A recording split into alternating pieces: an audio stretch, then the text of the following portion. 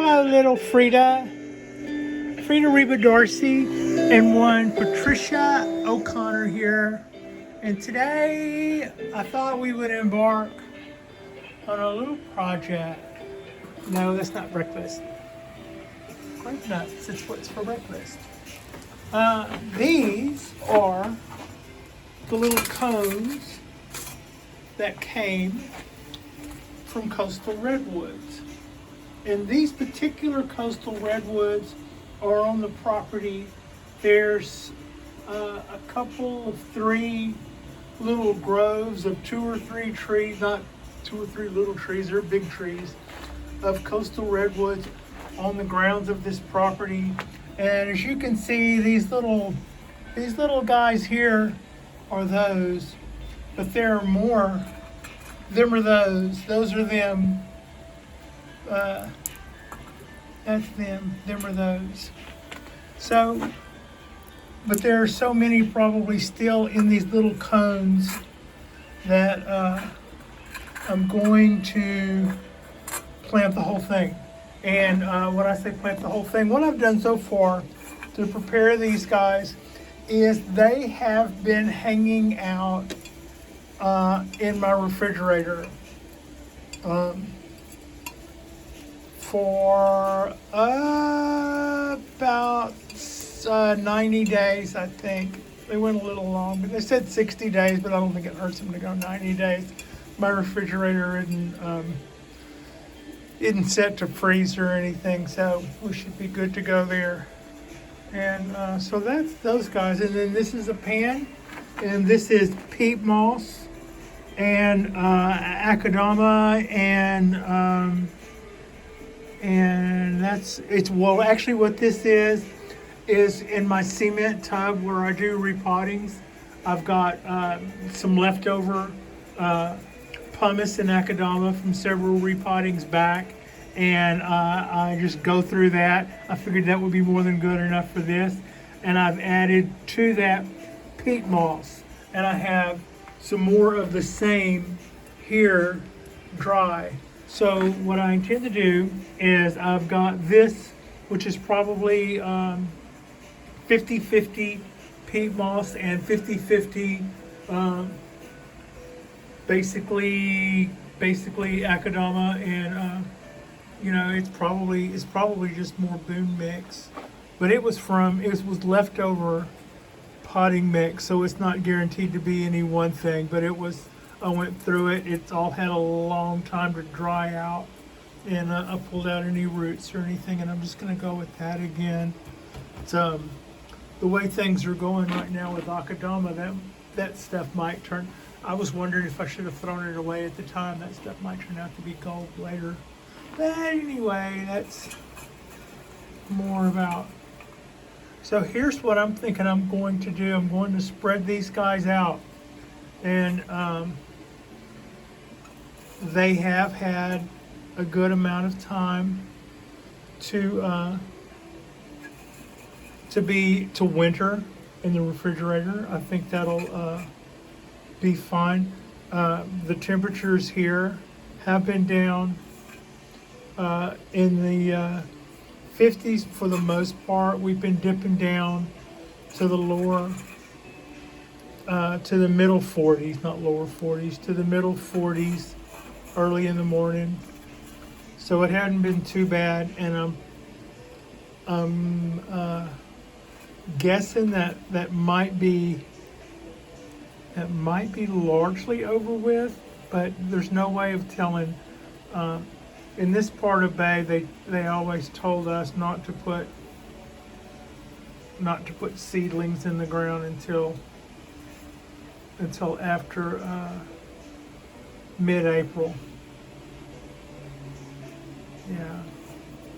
And the one time that I did do that just before then, I was largely sorry. I got away with it a little bit, but not much. I did have a breeze come through kind of late in spring and caught me about a week before mid-April, and I was like, well, if I'd have just played by that rule, I'd have been okay. So that's kind of more than you ever wanted to know about about Oakland weather. Also, while I'm on the talk about what's going on locally, there is a bonsai show, exhibit, and sale, and bonsai tools and supplies for sale in Oakland going on between today is Sunday, um, and that'll be happening at Lake Merritt in Oakland until I believe 9 or 10 tonight. There'll be trees for sale, there'll be starters for sale, there'll be tables for sale, and all of it is going, well, some of it is going into the pockets of the people who brought the trees, but it's also a benefit for the bonsai clubs involved. And Baba is the name of the club that is sponsoring the whole shebang, and my club, East Bay Bonsai Associates, are doing a table there with the proceeds from the wares on that table going to our club. So that is, I will hurry up and get this video posted. So there's still, at the time that I'm doing this, there's still easily 5 hours of that. Let's see how long this takes me to do. So while I've been jabbing, I've been spraying out, I've been fanning out these little seeds. The germination rate on these guys is not supposed to be all that great. My record with germination, I can actually, this is getting back into the stuff that I actually knew how to do pretty well before I got back into bonsai. My germination rate for even tricky stuff prior to this was 90%, but let's see. Everybody says these guys have a high mortality rate when it comes to getting them to sprout. Okay, so what I have here is, as you can see, a baking dish. No, put away your guns, boys. She's not cooking. Now what we're going to do is start sprinkling a little dry substrate over it, and it's the same thing that I started with earlier. There's probably maybe 1.5 inches of this substrate with those little seeds sprinkled out fairly evenly across. I did see a couple of places where there are collections of them, and I don't want to go. I would like to see a lot of little green sprigs coming up in that. That's really what I'm hoping for. And actually also kind of, I don't know, we'll wait and see. Part of me is thinking, wouldn't it be neat if I had a, like a dozen little trees come up here in that flat. I would make a forest out of those guys so fast it'd make your head spin. But anyway, that's just about got them all. I've got all the solo seeds, I think, pretty well covered. I can still see a little bit left of my cones, so I'll get those guys covered up a little bit. And then I'm going to go back over and I'm not going to pour any more water in here, but I am going to, spray I'm going to mist the top of it with my water mister, aka Mr. Water. We're gonna give Mr. Coffee a run for his money with our Mr. Water. So yeah, sprinkle a little bit more substrate on top of there and on top of there. I just don't want to, I don't want to just make everything be underneath it like a foot of whatever. But I feel like let's get everything a little covered up, so so there'll be something for roots to come in contact with, no matter where if they sprout in a little cone or if they sprout on one of the little loosies. That door, that's a door, that loud noise that you hear sometimes on my videos, that's a metal door that locks on one side and is spring loaded. So that's the sound of it closing behind somebody. All right, so that is kind of that. Yeah, I know I should cover that kind of a little better. And no, I started to spread that out and make it look a little bit more even because I'm anal like that. But that'll just be moving around everything that I have already at. Everything's probably got about a 1/16 or an 1/8 inch of soil on top of it, which is kind of by design. I didn't want everything to be super deep in there. It's going to get some sunshine. Speaking of sunshine, that is our sunset. And yesterday, just past that building, backside of that building, I suppose we got a little tsunami action, as that's what happened here on our part of the coast. So this is my my water mister, aka Mr. Water, and I'm just gonna mist this down until this peat starts looking moist. It's ready to go. Sometimes with peat, it's got some kind of acid to it or something, and you should soak it. This has already been done. It should be happy stuff. So there we go. Those are that is a brownie batch of Coastal Redwoods. And whenever I start doing my little tree talks and stuff on the Bonsai Balcony, I'll keep you posted to the something or nothing that is happening here. Also, I don't have 100% confidence in this. I mean, I'm always, there could be a million reasons. There could be a million reasons why any run of seeds is not going to happen for you. But the area where these guys came from is about 4 inches thick in just absolute fronds and needles from these trees, with just like thousands of those cones all laid in amongst it. Also, I'll have to be careful because people walk their dogs in amongst that one little patch of nature. But it has occurred to me that if somebody is keeping their eye out, those beds at the base of those trees might have little sprouts coming up. If you're careful and watching at the right time, that might be a good source of little sprouts, and they surely will not last there because there are none to be seen there now, which tells me that any little sprouts that come up there get weed eated like everything at an apartment tends to do if it's not been planted there.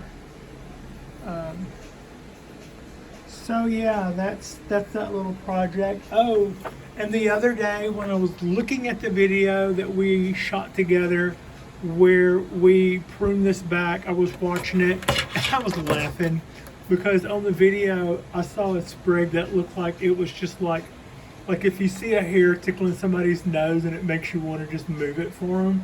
I was seeing a sprig and I was thinking to myself, why didn't she cut that?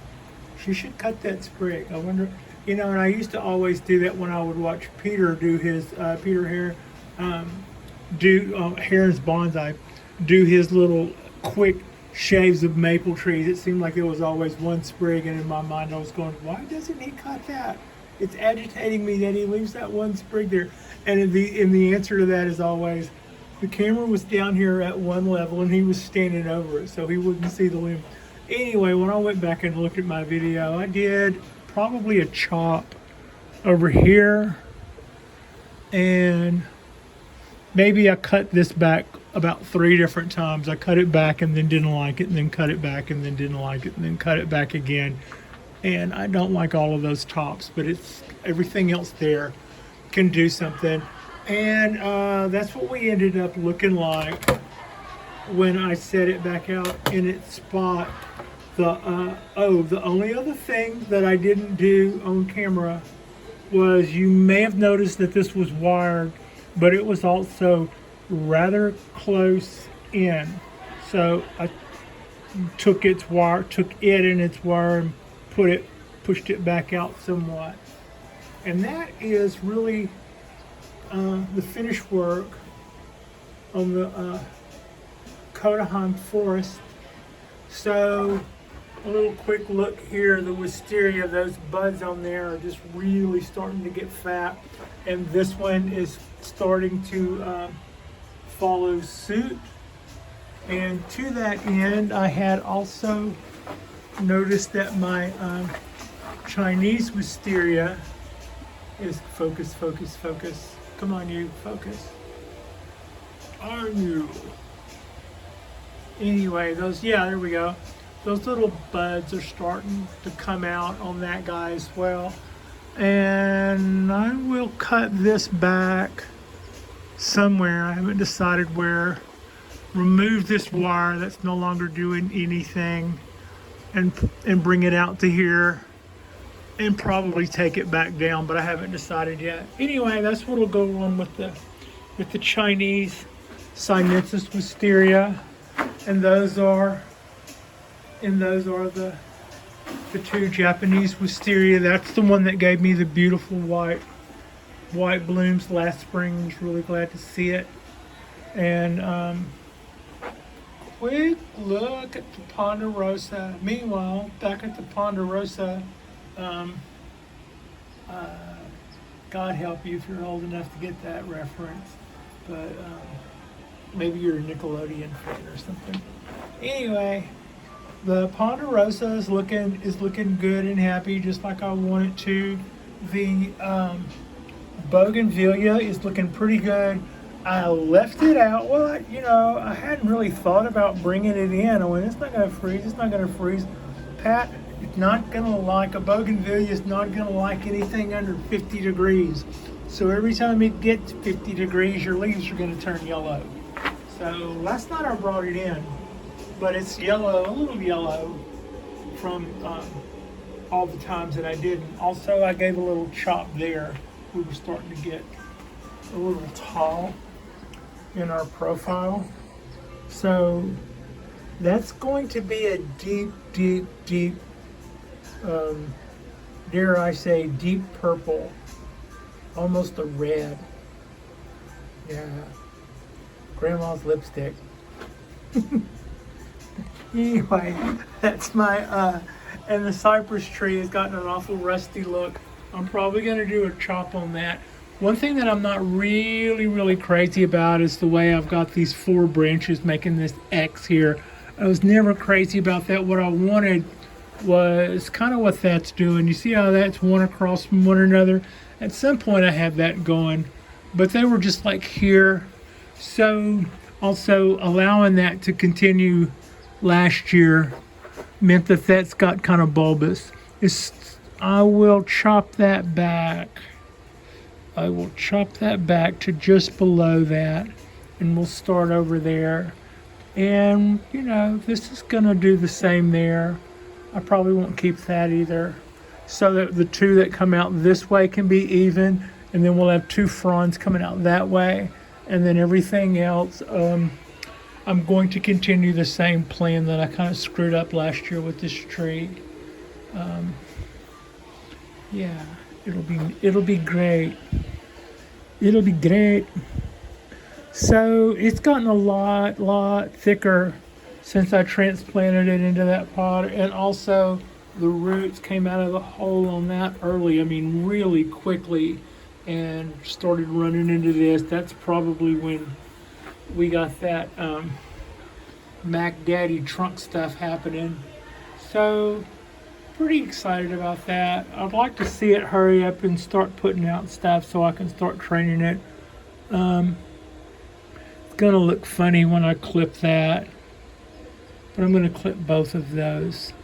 I don't want to save this and that's already looking fat on the end and this looks fat on the end, so I'll cut that at its skinniest point and I'll do the same there. And we'll start that over again this year. That was just last year's growth anyway. I would have preferred them just to get out this way. So yeah, that's got us caught up.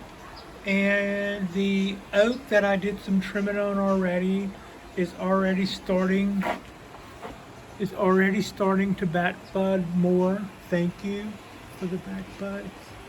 Thank you, back buds. And spring's coming, you know. The days are getting longer already, and with that comes all this other stuff. So thank you so much for watching. I appreciate you. Frida appreciates you. And we're going to start a little coastal redwood forest. California coastal redwoods are some of the tallest trees in the world. Their cousin, the sequoia, is the biggest tree, but they are taller. Where the sequoia sometimes has a trunk depth of like 30 feet plus, which makes them the more massive of the two, making them the biggest tree. So yeah, that's kind of how they figure all of that. There's our pet log, oak, cork bark oak, and it's back to us. I think it's, yeah, as you can see, it leans that way at the top, like it's bowing to us. It's not as straight as it looks. Actually, I just hardly ever show that angle, and that base is really nice. And like somebody else said, oh, it was Sam Doc said, age will make up for a lot. That's true. A straight tree does look pretty cool. Even a straight tree looks pretty cool if it's got some age to it. But that one actually had a little motion. A lot of times I shoot it at an angle where you really can't see all the directions it's taken. But yeah, and there's our ponderosas, our big ponderosa, and our little black pines. Boom. I watered the ponderosa last Thursday, and tomorrow will have been the 6th day. I don't think it's been watered by nature, so I will give that guy a drink on the 6th day. All of the other pines have been watered one time, at least one time since then. The smaller ones more than once since then. The larger ones once. So yeah, that's what's going on. That's what's going on there. Thank you so much for watching, and enjoy your weekend.